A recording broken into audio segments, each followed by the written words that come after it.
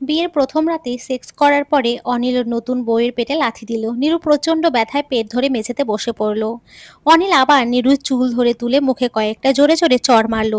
নীরু অসহায় হয়ে অনিলের অত্যাচার ভোগ করছে, কিছু বলছে না, কিছু বলার মতো কথা খুঁজে পাচ্ছে না। কেননা এই অপরিচিত আপন মানুষকে নীরু চেনে না। বিয়ের কথাবার্তা হওয়ার সময় একবার দেখেছিল, আর আজ এর মাঝে কোনো কথা হয়নি। অনিল রুমে ঢুকতে নীরু সালাম দিয়ে এগিয়ে আসে, আর তখনই হুটহাট এলো পাথারি ভাবে অনিল নীরুকে মারতে শুরু করে। অনিল কেন মারছে, কি অপরাধে এমন করছে নীরু এখনো বুঝতে পারছে না। নীরুর পেটে অসম্ভব ব্যথা করছে, মুখও ব্যথা করছে, কিন্তু পেটের থেকে কম। অনিল দুম করে আরো একটা লাথি নীরুর পেটে মারলো। এতক্ষণ নীরু নীরবে সহ্য করলেও এবার নীরু প্রচন্ড জোরে মাগো বলে শব্দ করলো। বিয়ের প্রথম রাতে এমন কাণ্ড ঘটবে নীরুর জানা ছিল না। কিভাবেই বা জানা থাকবে? নীরু তো ভবিষ্যৎ কি হবে জানে না। চেঁচামেচি শুনে অনিলের মা বাবা ছুটে আসলো।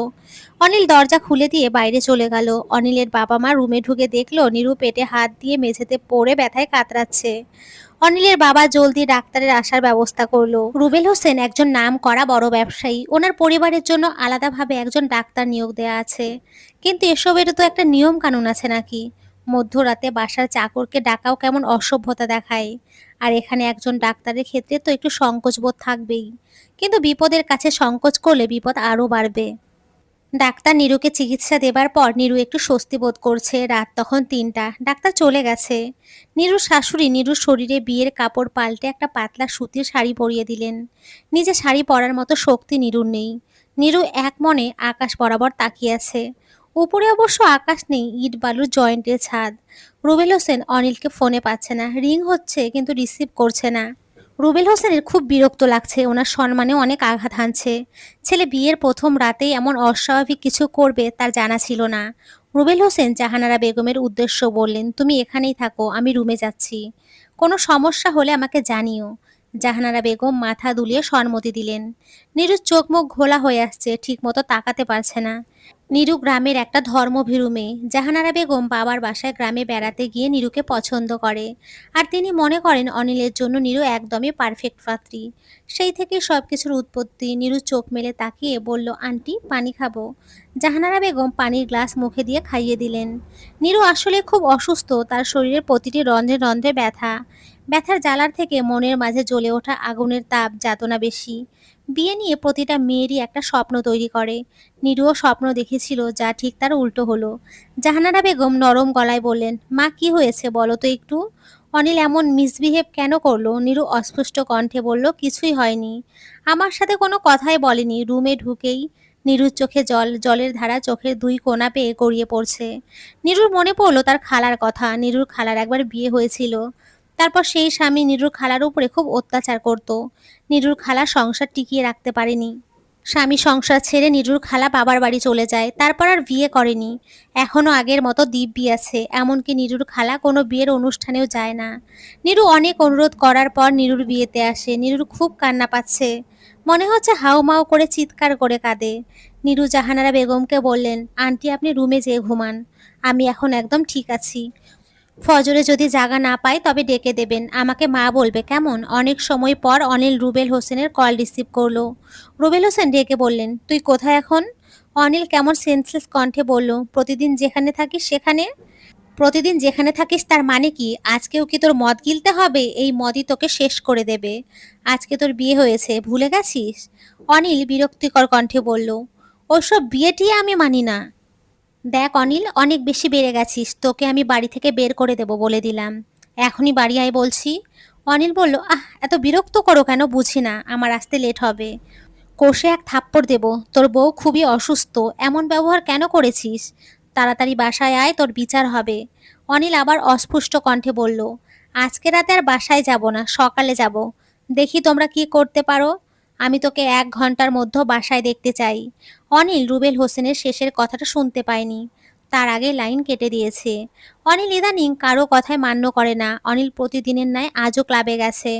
অনিলের নিত্যদিনের কাজের মধ্যে এটা একটি অন্যতম কাজ। নাচানাচি, হইচই, গান বাজনা নিয়ে অনিল ইদানিং মেতে থাকে। কিন্তু অনিল একদম এমন ছিল না। হঠাৎ কেন যে বদলে গেল রুবেল হোসেন এখনো আজ করতে পারছেন না। রুবেল হোসেনের নাগালের বাইরে সকল ঘটনা ঘটছে। রুবেল হোসেন আরও খবর পেয়েছেন অনিল মাঝে মাঝে খারাপ মেয়েদের সাথে একান্ত সময় কাটায়।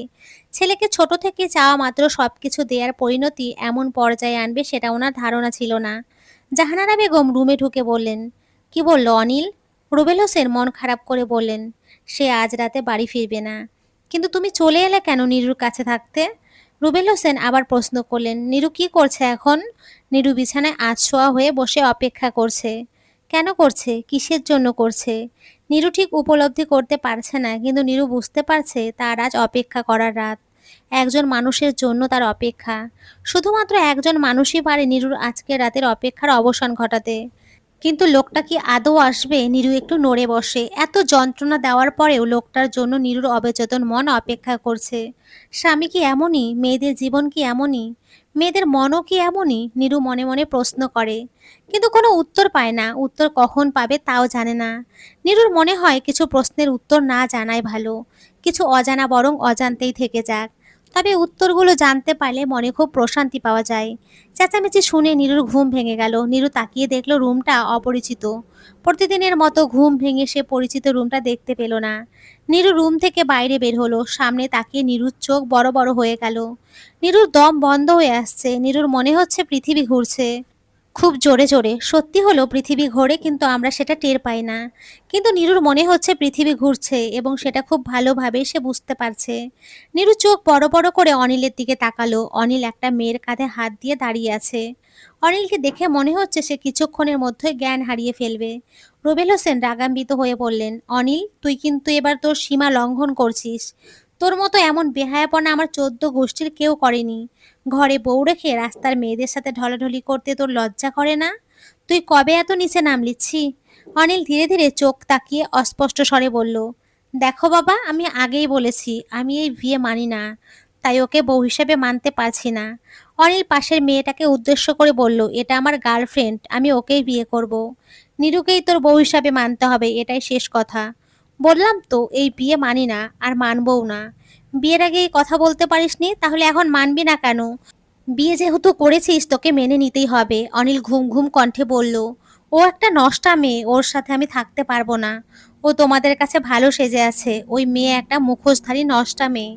অনিলের কথা শুনে সবাই অবাক। অনিলের ছোট বোন শিমু বিস্মিত হয়ে বলল, ভাবি নষ্টা মেয়ে? তুই জানলি কিভাবে? বল আমাদের, বল, কে বলেছে তোকে, বল। অনিল ঘুম ঘুম কণ্ঠে আবার বলল, আমাদের মসজিদের হুজুর বলেছে। অনিলের কথা শুনে সবাই বোবাতে পরিণত হলো। সবাই নিস্তব্ধ হয়ে নীরুর মুখের দিকে তাকালো। অনিলের কথা শুনে নীরুর বাক শক্তি হারিয়ে যাওয়ার উপক্রম। নীরু পলকহীনভাবে তাকিয়ে আছে। নীরুর মরে যেতে ইচ্ছে হচ্ছে। এমন কথা শোনার জন্য নীরু একদমই প্রস্তুত ছিল না। অনিল যত খারাপ কথাই বলুক সেটা এতটা ভাবাতো না। কিন্তু অনিল মসজিদের হুজুরের কথা টেনেছে।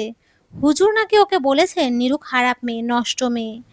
বিষয়টি এখন হেলাফেলা করে দেখার মতো অবস্থায় নাই। নীরুর খুবই কান্না পাচ্ছে। গতকাল থেকে একের পর এক ধকল যাচ্ছে, কিন্তু সেই সব তো ছিল মন আর শরীরের আঘাত। কিন্তু আজ সকালে যা হলো সেটা কিছুতেই সহজে মেনে নেওয়া যাচ্ছে না। চরিত্র নিয়ে কথা বলছে এবং এই সত্য হুজুর বলেছে। এটার একটা কঠিন বিহিত হওয়া দরকার, কারণ একজন চোরও নিজেকে চরিত্র সম্পূর্ণ ব্যক্তি হিসেবে দাবি করে। তাকে সরাসরি চোর চরিত্রহীন বলা যায় না।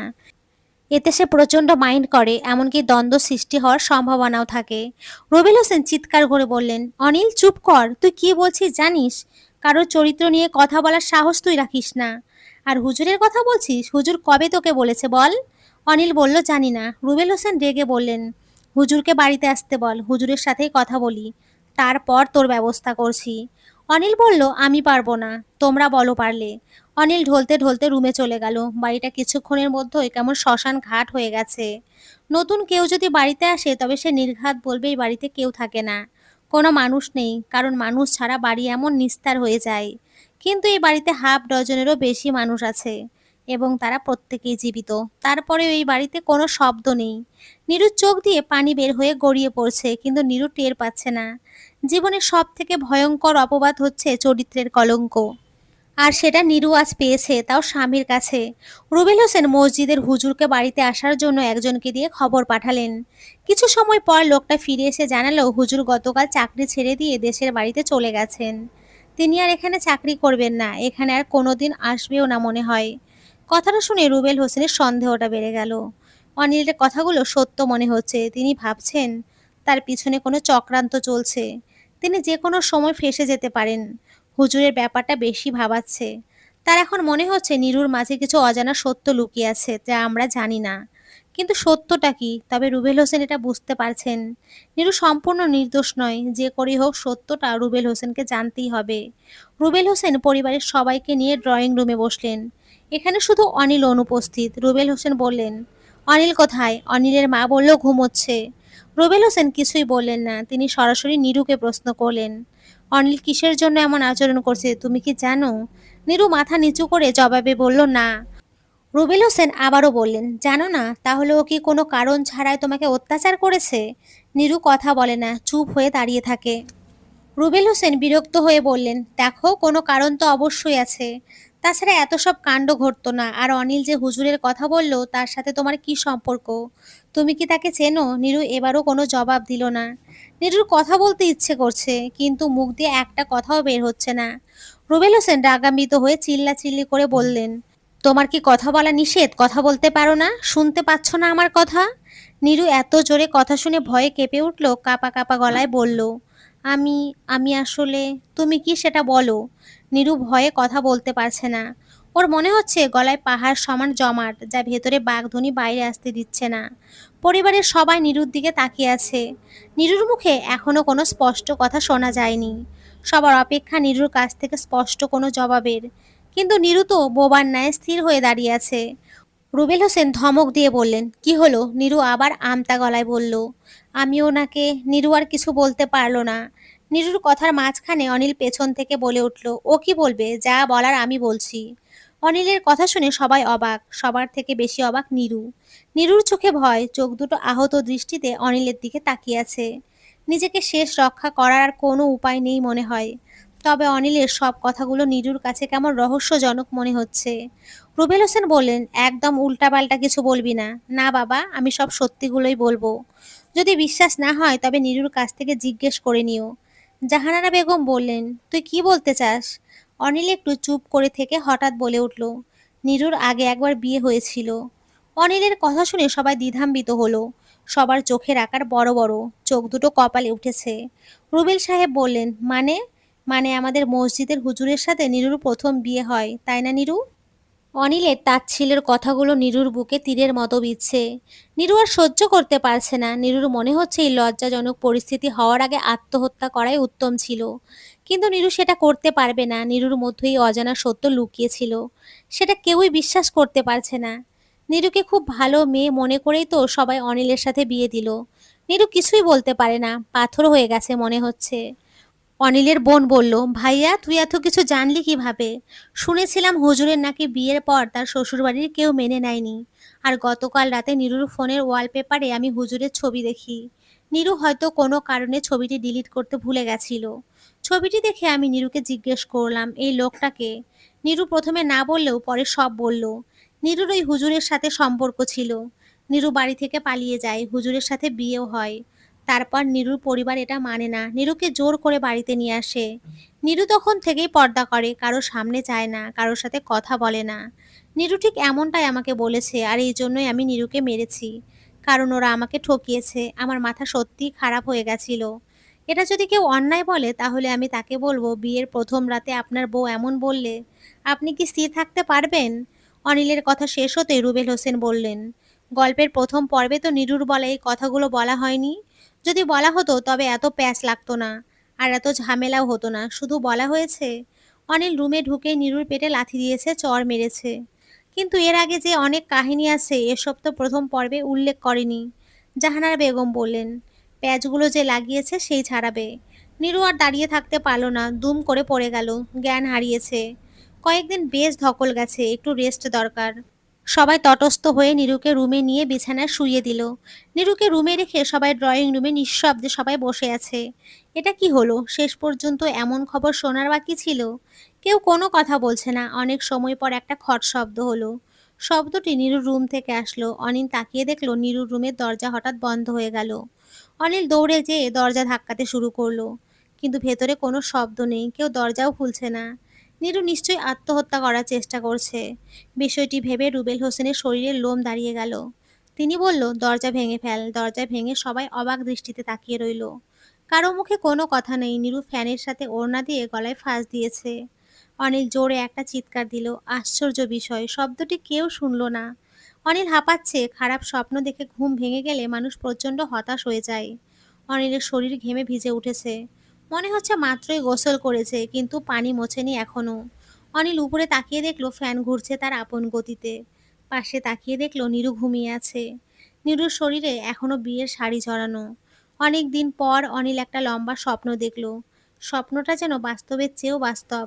আজ অনিলের বিয়ে হয়েছে। বিয়ে হতে না হতেই কেমন উল্টোপাল্টা স্বপ্ন দেখতে শুরু করেছে। তবে এটা সত্যি কথাই যে অনিলের মা তার নানু বাড়িতে বেড়াতে যেয়ে নীরুকে পছন্দ করে। আর সেখান থেকেই বিয়ের উৎপত্তি। কি সাংঘাতিক ব্যাপার! স্বপ্ন যে সত্যি হয়ে যাচ্ছে। স্বপ্ন সত্যি হওয়ার কথা মনে পড়ার সাথে সাথেই অনিলের মনে পড়ল নীরুর ফোনে হুজুরের ছবির কথা। অনিলের চোখ পড়ল ঘুমিয়ে থাকা নীরুর পাশে। নীরুর নীল রঙের কভারওয়ালা ফোনের উপর। অনিল ফোনটা দেখে কেমন অস্থির হয়ে উঠল। কাঁপা কাঁপা হাতে নীরুর ফোনটা হাতে নিয়ে পাওয়ার বাটন অন করতেই অনিলের চোখ কপালে উঠল। স্বপ্নে যা দেখেছে একদম সব ঠিক ঠিক মিলে যাচ্ছে। অনিল গভীর দৃষ্টি দিয়ে দেখল নীরুর ফোনের ওয়ালপেপারে মসজিদের হুজুরের ছবি।